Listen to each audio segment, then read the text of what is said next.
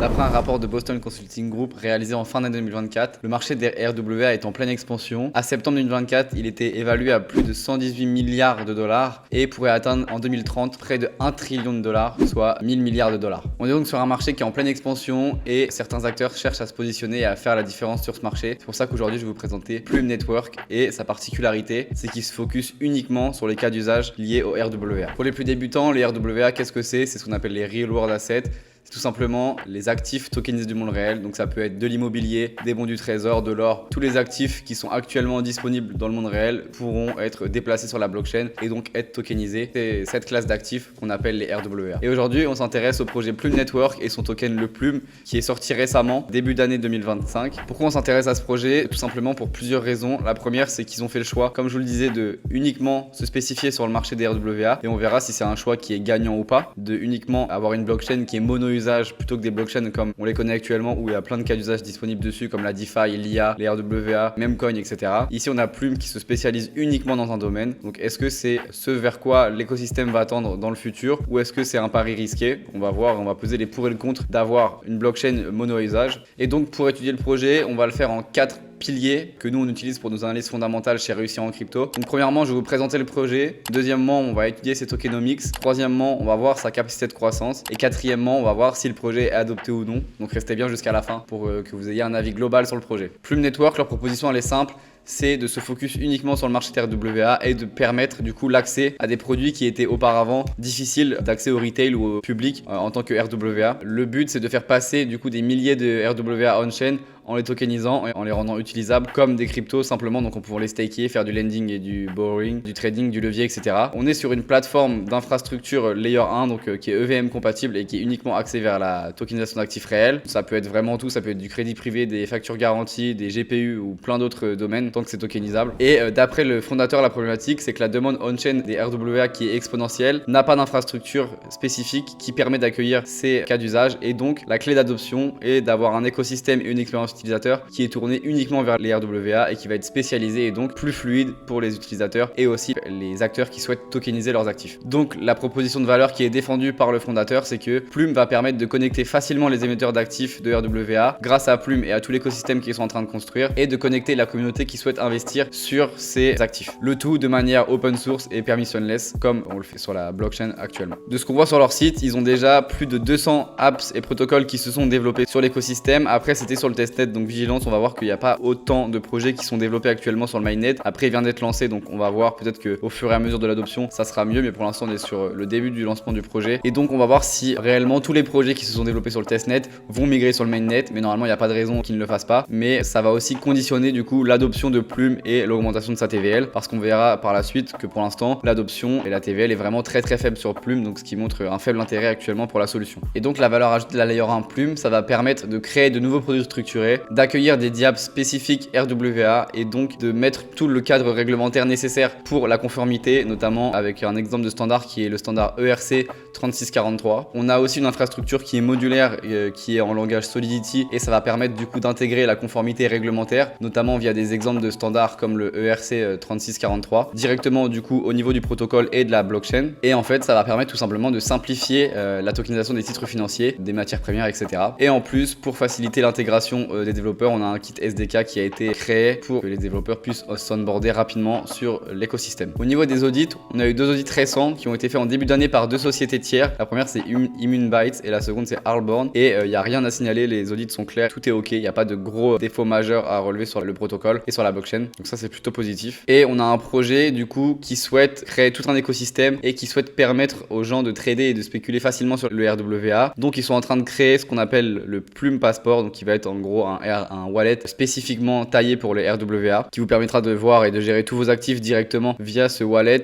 et qui va vous permettre tout simplement d'avoir un contrôle complet sur votre portefeuille de RWA. Il sera construit du coup de manière compliance, donc il n'y aura aucun problème de régulation, tout sera ok par rapport à ça. Vous aurez d'autres intégrations autour de d'autres acteurs avec le Arc Intégration et Nexus Intégration qui sont des produits aussi développés par Plume. Ensuite, pour faciliter l'apport et le retrait de liquidité sur l'écosystème et sur les RWA, Plume est en train de développer son stablecoin, le PUSD, qui permettra de naviguer facilement dans l'écosystème RWA qui sont en train de développer. Et au niveau des autres points, on voit du coup que la compliance est vraiment au cœur des préoccupations du projet et on voit que c'est vraiment ce qui va leur permettre de faire la différence présence sur le marché en tant que blockchain spécifiée uniquement sur le RWA. Maintenant, le second point qu'on va aborder, c'est les tokenomics du projet. Mais avant ça, je vais rapidement me représenter. Donc moi, c'est Ben. Ça fait plus d'1 an que je travaille avec Réussir en crypto et que j'aide les membres au sein de la formation à découvrir de nouveaux projets. En 1 an, on a étudié plus de 100 projets et on a permis de noter les projets selon différents grades avec une méthode d'analyse bien spécifique à nous qu'on a développée au fur et à mesure des années. Moi, mon but dans l'écosystème, c'est de vous permettre de comprendre les projets facilement et de permettre de vous créer des convictions. Et c'est ce que je fais également au sein de la formation Réussir en crypto. Donc si vous voulez rejoindre l'aventure ou au moins voir ce qu'on fait, je vous laisse un lien dans la description et n'hésitez pas si vous avez des questions. Et si l'analyse vous plaît, n'hésitez pas à laisser un like et à vous abonner, ça soutiendra mon travail et ça me fera plaisir de voir que les vidéos vous plaisent. C'est parti, on peut reprendre. Maintenant, on parle des tokenomics. Donc on voit que le projet a un market cap de 356 millions de dollars au moment où je fais la vidéo pour une FDV de 1,46 milliard. Donc on voit qu'il y a peu de supply qui est disponible. On voit qu'on est qu'à 24,3% de la supply qui est actuellement débloquée en circulating supply. Donc il faut être vigilant par rapport à ça, notamment parce qu'on a des vestings qui vont être importants à suivre. On voit que l'allocation est répartie en 5 pôles différents. Donc le premier, c'est la communauté et l'écosystème. Le deuxième, c'est les premiers backers et les premiers investisseurs qui ont été là pour le début de développement du projet. On a la team des core contributeurs, on a la fondation et on a un airdrop qui représente 7%. Donc ce qu'on voit, c'est qu'actuellement on a le vesting en cours au niveau de la fondation et au niveau de la communauté, mais qu'on avait un cliff de 6 mois pour les early backers et les core contributeurs. Sauf que ce cliff, on voit qu'il s'arrête le 21 juillet et qu'ils vont commencer à recevoir des tokens. Et ce qu'on voit, c'est qu'on a une inflation qui va être assez agressive. Par exemple, entre aujourd'hui et décembre 2025, on aura une inflation qui va être de plus de 64% et on aura subi 6 unlocks des early investors. Donc il y aura 6 potentiels dumps qui vont arriver sur le marché puisqu'on voit qu'ils récupèrent chaque mois du coup des allocations et on voit que ça représente quand même une part importante du market cap à chaque fois puisqu'ici on voit qu'on aura un unlock de 2,41% de la supply. Donc c'est vraiment beaucoup et ça représente au prix du cours actuel 35 millions de dollars de pression vendeuse du coup chaque 21 du mois qui vont arriver. Donc pour ça il faudra être vigilant et il faudra le prendre en compte si vous souhaitez investir ou non dans le projet parce que si le projet n'est pas adopté et s'il n'y a pas de mécanisme de pression acheteuse qui vont compenser cette pression vendeuse sur le token, et ben on a un cours qui va dumper et on va avoir un crash potentiel du cours puisqu'il n'y aura pas de soutien de l'autre côté. Et si on prend par exemple l'inflation à du coup mars 2026 ou premier trimestre de 2026, on a une inflation qui est de plus de 93% et on aura subi 9 unlocks des early investors, donc c'est vraiment beaucoup. Donc ce qu'il faut prendre en compte, c'est que l'inflation elle est vraiment importante et qu'il faut faire attention parce qu'une forte inflation, ça va diluer le token et ça va créer une grosse pression vendeuse comme on l'a vu sur le token. Au niveau de l'utilité du token, on est sur un token classique de Layer 1 qui sert à payer les frais du réseau, la gouvernance on-chain et faire du stacking pour sécuriser la blockchain. Et le token sert aussi d'incentive à l'écosystème, donc de récompense, de participation à l'écosystème et aussi de yield farming, donc un usage classique on va dire d'un token de Layer 1. Et pour moi au niveau de la valorisation, on est sur une valorisation qui est déjà assez élevée parce que le projet est encore jeune et il nous a pas montré beaucoup d'adoption. Donc il faut être vigilant parce qu'une FDV a déjà 1,7 milliard de dollars, c'est déjà beaucoup et il faudra voir si c'est problématique pour la suite et pour la prise en valeur du projet. Maintenant, ça reste aussi à modérer parce que 1,7 milliard, quand on sait l'expansion possible qu'il y a sur le marché des RWA et la croissance que le marché va avoir, le projet peut potentiellement capter une part de cette valeur dans sa TVL et donc lui aussi augmenter en valeur perçue. Donc c'est pour ça qu'il faut peser le pour et le contre et que vous puissiez vous créer vos propres convictions par rapport aux convictions que vous avez sur le marché des RWA et par rapport aux convictions que vous avez dans le projet tout simplement. Troisième partie, on va parler de la capacité de croissance du projet et de ses avantages concurrentiels. La première, c'est que le projet il a une équipe expérimentée dans différents domaines. On a des membres qui viennent de plusieurs entités, notamment des membres qui étaient spécifiés dans l'IA auparavant,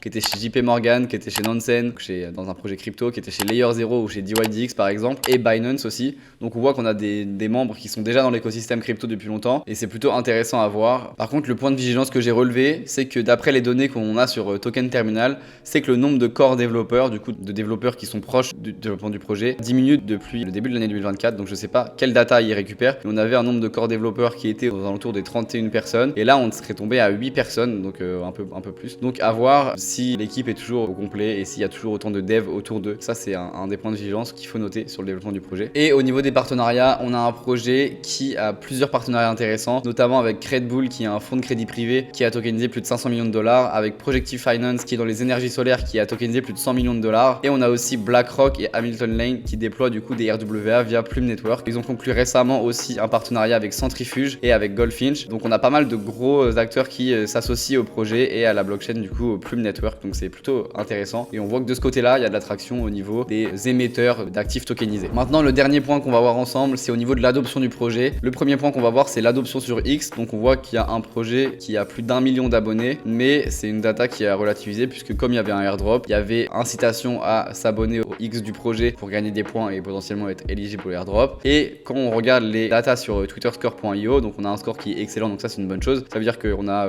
un profil X qui est plutôt attractif, mais ce qu'on voit dans les datas, c'est que depuis le lancement du airdrop, on a un nombre de followers qui est en chute. Donc on voit qu'il y a pas mal de followers qui étaient là plutôt par intérêt et il faudra voir à quel niveau se stabilise le nombre de followers et si le projet garde vraiment de l'attraction après que le airdrop soit passé. Et comme on le voit ici, il y a déjà un peu une décroissance, donc il faudra être vigilant par rapport à ça. Et le deuxième point de vigilance concernant la croissance de l'écosystème, c'est que on avait des datas sur le testnet qui étaient qu'on avait 280 millions de transactions, plus de 3 milliards de dollars d'assets qui étaient disponibles et qu'on voit que sur le mainnet actuellement, on aurait potentiellement une TVL d'uniquement 30 millions de dollars. Donc c'est vraiment très faible par rapport à ce qui avait été fait sur le testnet. Maintenant, ce qu'il faut prendre en compte, c'est que le mainnet a été lancé le 19 mai, donc c'est très récent et on voit qu'il y a eu déjà une croissance qui est assez rapide, mais qu'on est qu'à 30 millions de TVL, donc ça reste très peu. Donc cette data, elle est importante à suivre, voir si tous les protocoles du testnet vont bien migrer vers leur mainnet et si les liquidités du coup et la TVL va vraiment évoluer vers le mainnet et faire croître l'adoption du projet comme ils sont censés l'indiquer via leur testnet. Voilà, donc là j'ai terminé de vous présenter le projet Plume Network. J'espère que l'analyse vous aura plu. Bien évidemment, tout ce que je vous indique dans cette vidéo n'est pas un conseil d'investissement, c'est juste le fruit de mes propres recherches et ce que je partage aussi auprès des membres au niveau de l'écosystème Réussir en Crypto. D'ailleurs, pour cette semaine, les membres de Réussir en Crypto ont aussi reçu d'autres analyses fondamentales de d'autres projets comme SolLayer ou RiseNet par exemple, qui a fait un airdrop récemment. Donc si vous voulez rejoindre le groupe, n'hésitez pas à passer par le lien dans la description. Et donc pour terminer, je vous partage une partie du document que j'ai transmis aux membres de Réussir en Crypto où justement on parle des atouts et des limites d'une blockchain à cas d'usage unique. Et donc les atouts, comme je vous l'ai mentionné, c'est qu'il y a des fonctionnalités qui sont taillées pour l'objectif cible. Donc là, on aura Plume qui va intégrer nativement la conformité, les KYC, l'AML, les normes de tokenisation, etc.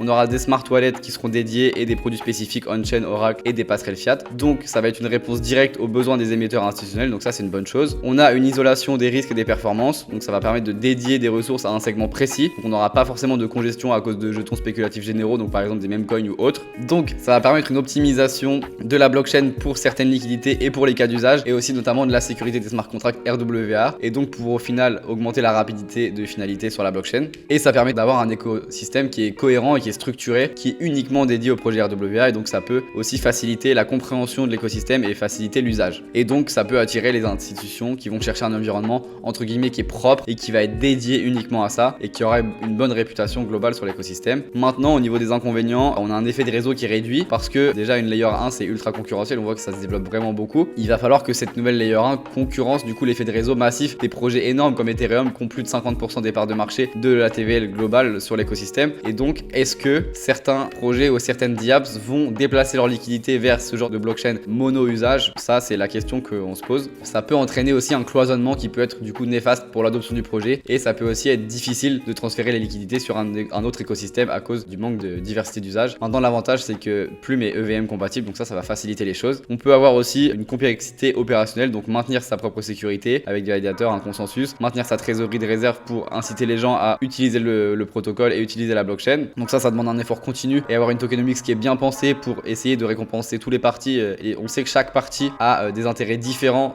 dans un projet et donc il faut essayer d'au mieux gérer cela, donc ça peut être compliqué. On peut avoir aussi une complexité d'interopérabilité technique et réglementaire. Donc là on sait que Plume il développe un bridge qui s'appelle Skylink pour justement interagir avec d'autres blockchains et on sait que justement chaque solution cross-chain augmente potentiellement le risque de vulnérabilité, donc ça peut être aussi un risque de créer un bridge pour la sécurité. On sait que réglementairement parlant, une blockchain qui va être dédiée ça supprime aucune obligation légale, donc il faudra que chaque émission d'actifs respecte bien sûr les lois qui sont locales de chaque pays et aussi ça peut imposer du coup des développements légaux complexes et spécifiques. Et comme Plume est basé uniquement sur les RWA, ça peut fortement impacter sa proposition de valeur à long terme. Et le dernier point, c'est la scalabilité et l'évolutivité du projet, notamment si le volume RWA explose exponentiellement comme le prédisent les analyses de Boston Group. Plume devra scaler son infrastructure, peut-être via d'autres technologies, donc les roll-up ou les shards. Ce qui est une bonne chose, c'est que le modèle modulaire il facilite cette extension, mais rien ne garantit qu'avec une seule blockchain, on arrive à capter une grosse partie de l'univers qui évolue. Et donc, ce qui peut déduire que le projet risque potentiellement de manquer de valeur ajoutée pour capter une part du marché significative, incitant vraiment les acteurs